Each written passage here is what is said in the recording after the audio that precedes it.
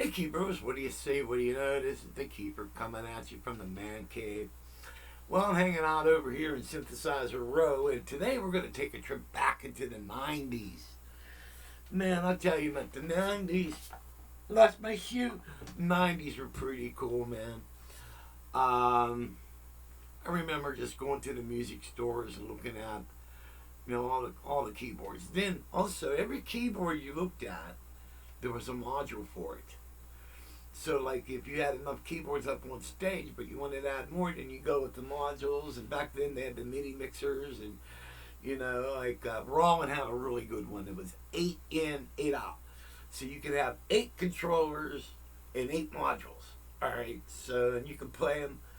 And you push buttons, and one would go to it was awesome. And a lot of you guys who subscribe to my channel, hey, thanks a lot for doing that. I appreciate it. But you guys know I'm not a real tech head. I'm more of a player than anything, and I get frustrated real easy when you kind of pigeonhole me into like talking tech.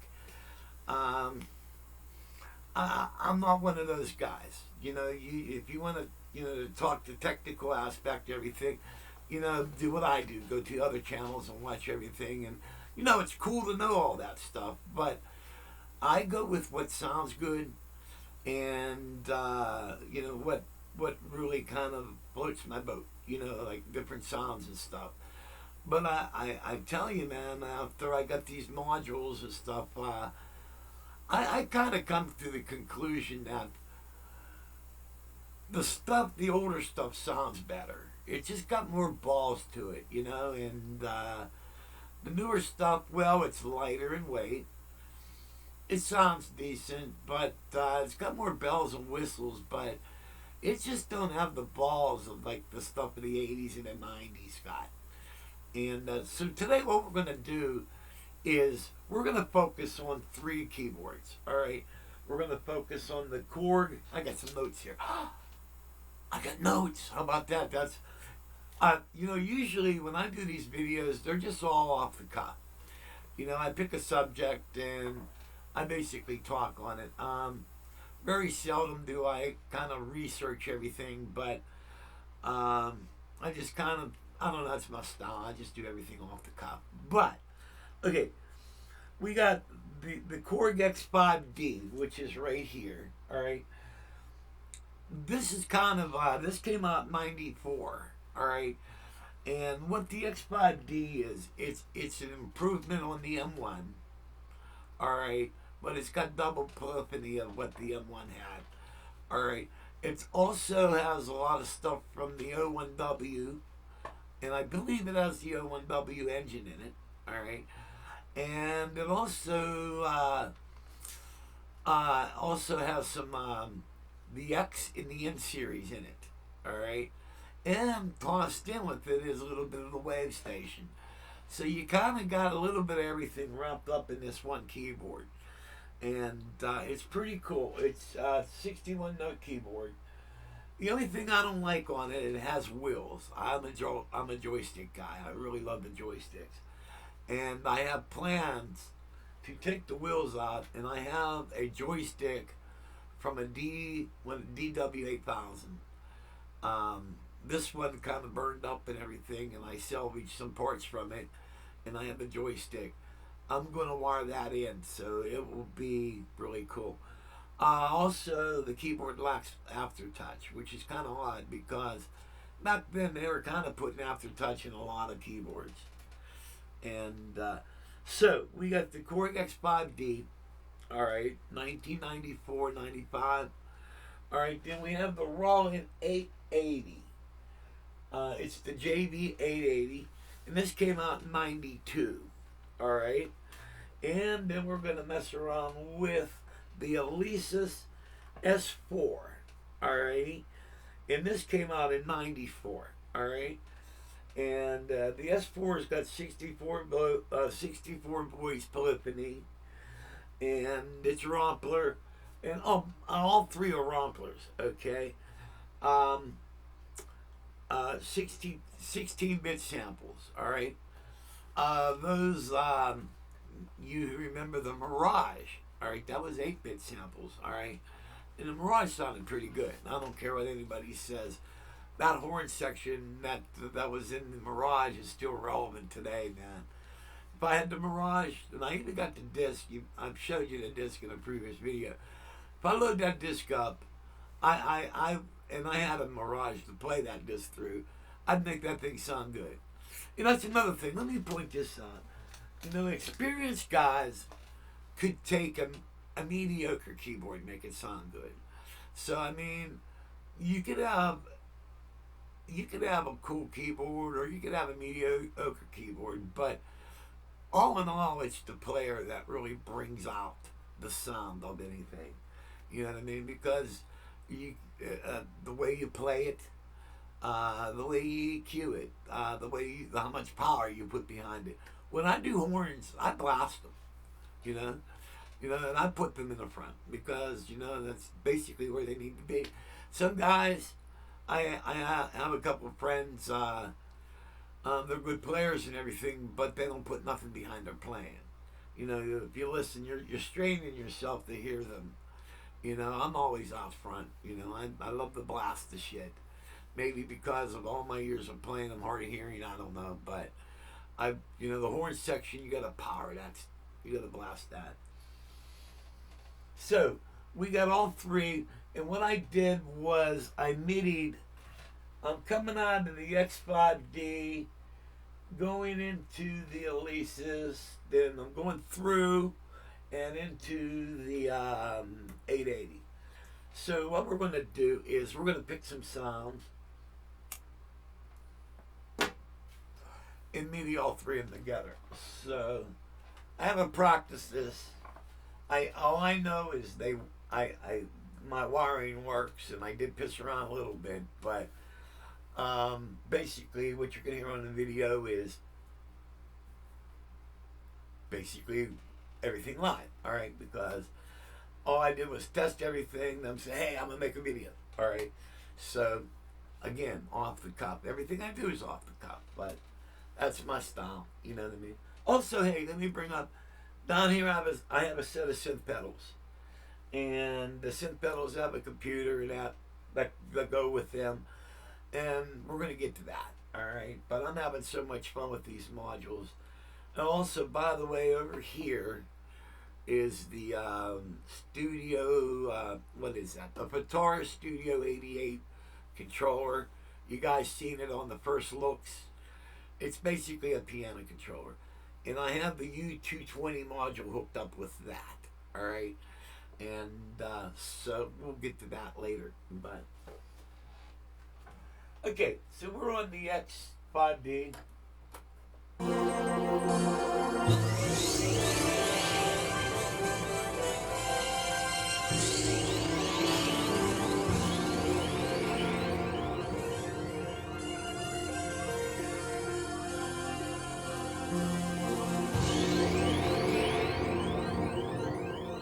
Okay, now we'll go.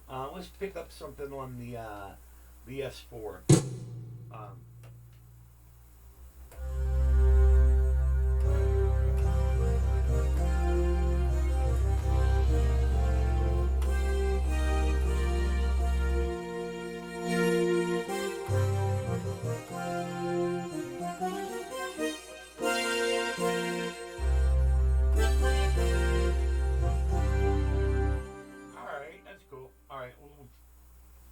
Now we'll go to the 880.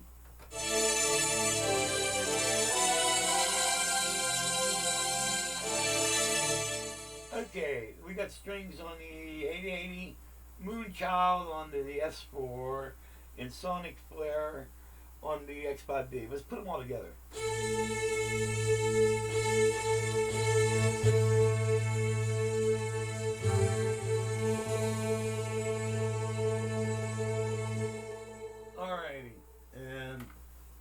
So we got all three. Here we go.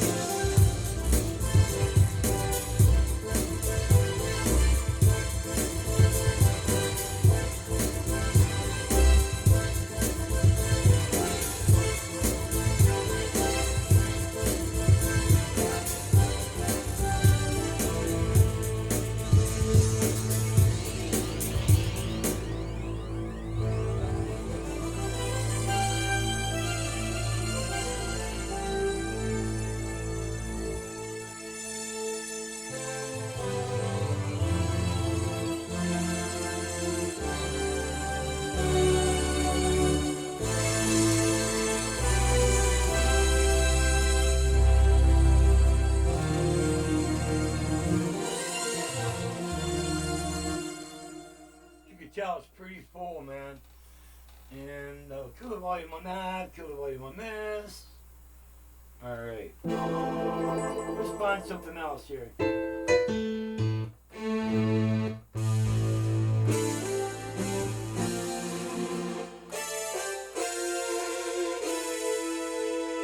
we got Analog King on the X5D.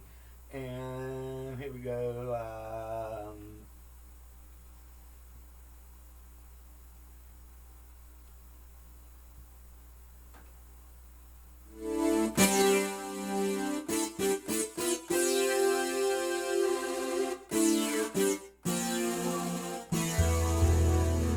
Okay, we got Veloso Res.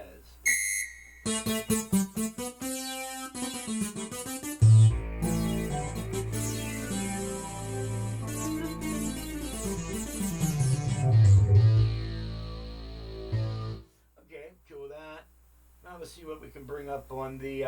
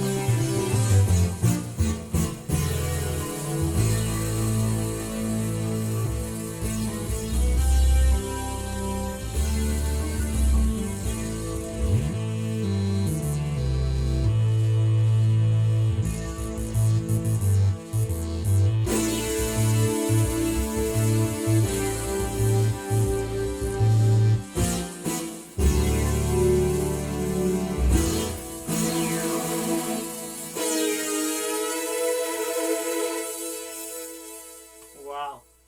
And that's all three modules put together, man. Pretty damn ballsy. And here we go again. Alright, let's find out.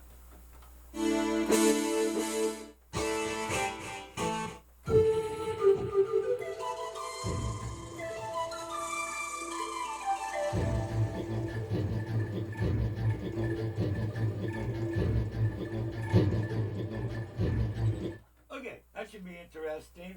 S4.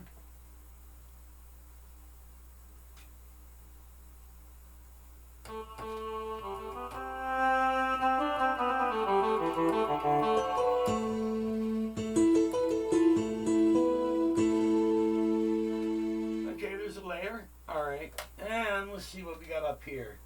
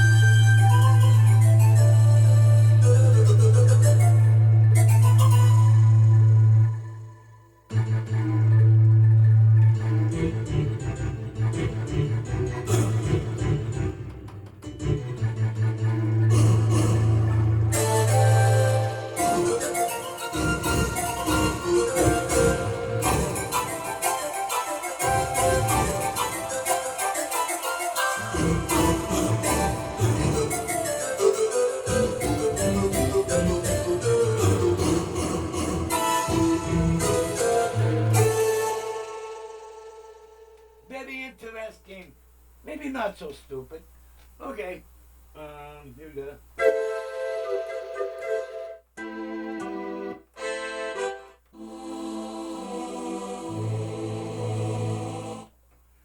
Okay.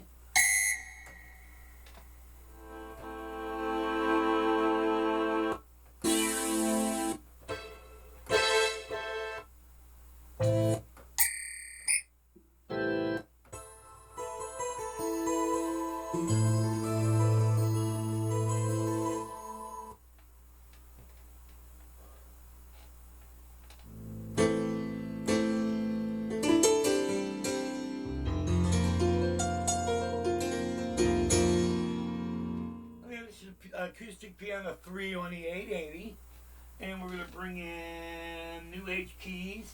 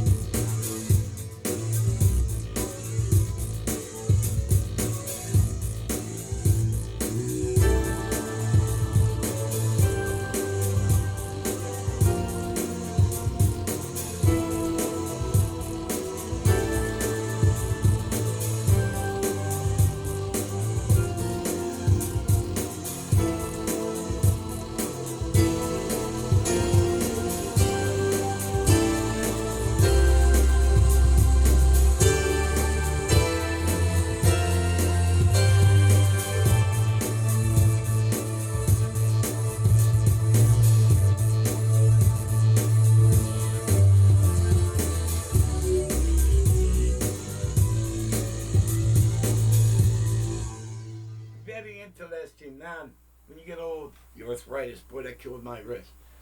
Now, this is interesting stuff. And you're mixing all these stuff together, and it just, like, takes me back to the 90s. You know, story time. It's story time with Kiefer. Hope you guys ain't bored by these stories, but, trying to think of a good way to tell this. Okay, now back in the 80s, when I was touring with the National Act Club of Vogues, and they had like eight hits. I'm not sorry. 6 hits out in the 60s. All right, and if you count the minor hits, it'd be like 8. All right. We had a number 1 was written by Glenn Campbell. Turn around, look at me. That made number 1. We actually beat the Beatles out on that. But anyway, back during the 80s, I needed a grand piano sound. And I had the only thing at the time I could do, put it this way, I needed a grand piano sound. So I bought a Yamaha module. I forget what the name of this module was. It was a half rack. And it had maybe 32 sounds in it. But it did a great grand piano. And that was like my original, that was actually my first grand piano on stage, all right? Then during the 90s, also during the 80s, I had the CP70, the Yamaha Electric Grand. And then I also had the Baldwin Electric Grand. That was my favorite. The Baldwin electric grand kind of looked like a spinning piano, but it was about the weight of a Hammond B3. Matter of fact, I had Hammond dollies on it. All right, it's an '88. It will probably weigh about 180, 200 pounds, but that thing sounded great. It actually smoked the CP80 or the CP70, whatever you want to call it. They like Yamaha electric grand, and it sounded great. And but you know, during that time, man, I was using a Hammond M3, a Baldwin electric grand, a Fender Rhodes, a Wurlitzer. In the one band I played in, I think I had like 9 keyboards, maybe 10, you know, but a lot of weight. And then during the 90s, I'm sorry, the 80s. Now during the 90s, I had to go with something more lightweight. And what I did was I bought a Roland controller. It was a 76 controller, and I used a Roland U220 module. Actually, that's the module right there on top of the guitar. And I also Midi that into a Korg M3R, and that was my grand piano sound. And that all through the 90s.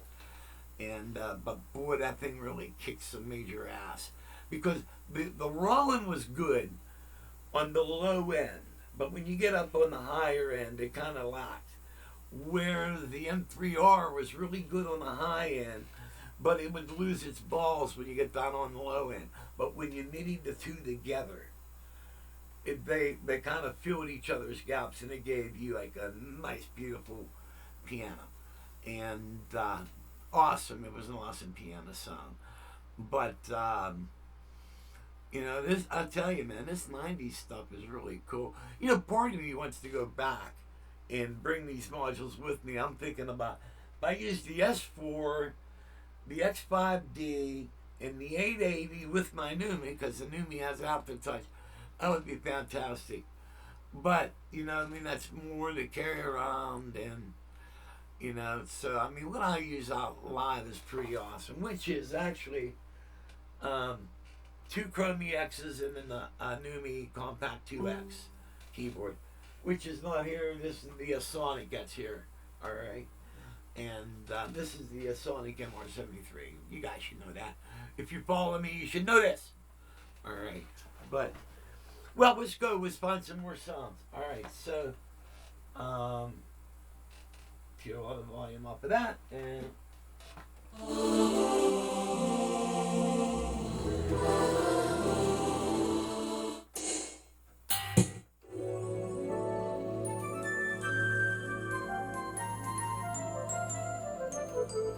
I should be interested. Now, let's find something interesting on this.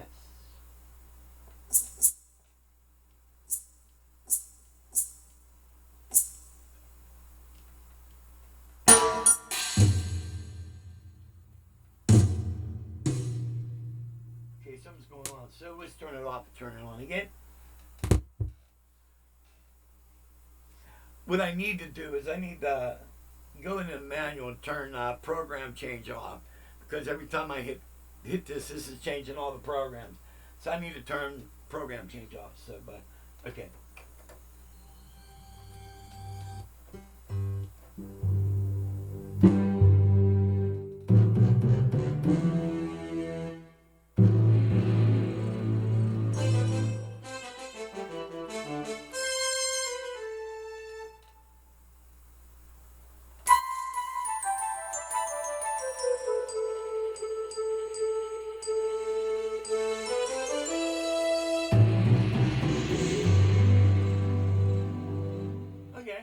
Now let's bring up, let's see what we find here.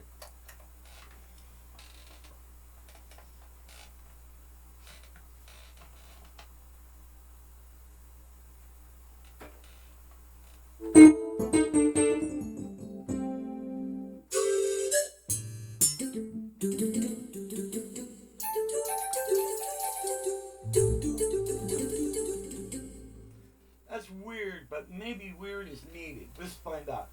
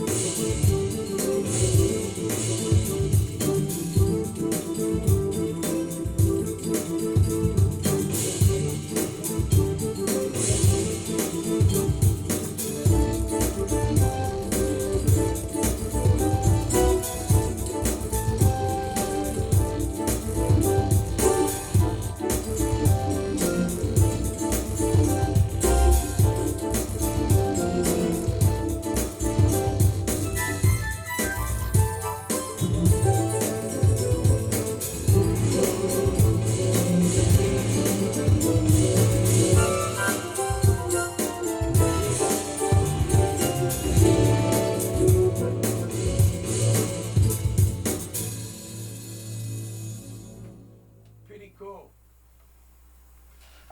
So, well, you know what? I could go on and mix all these stuff together. And as you can tell, it's pretty cool. And after the video ends, I'm going to really get into and check out all the sounds. Also, we've been cruising on the sounds. I need to go into the performance where you have more, like 4 or 5 sounds put together, combis. And I know we've been dealing with combis on the X5D, but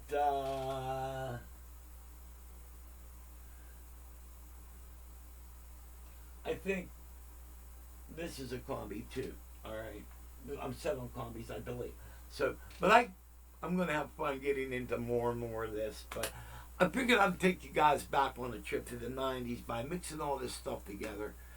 And you know what? Before I go, let's do one last thing. Let's put 3 pianos together. All right, so we're gonna go.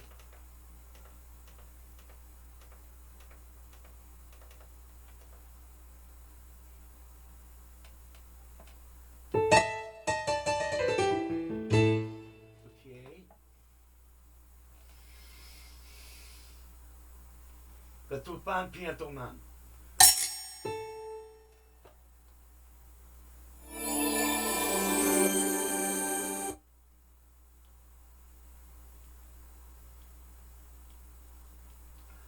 Looking for piano, I hope that I can find a little piano to. Okay, that's piano and electric piano mixed together. Alright, we'll kill that. And let's go over here to find piano. And I know I just had one. There's piano 3.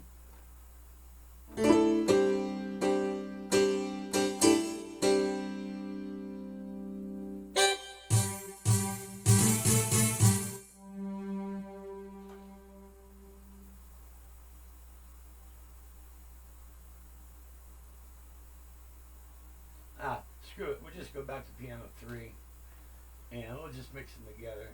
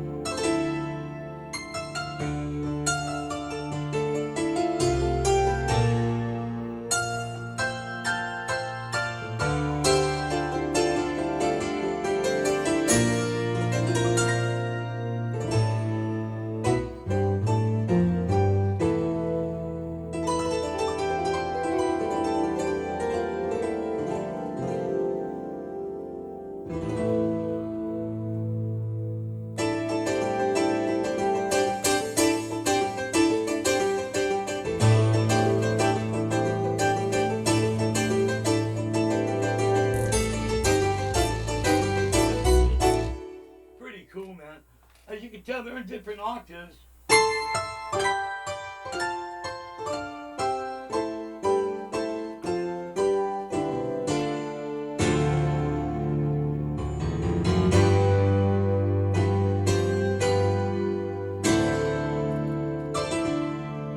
Pretty cool.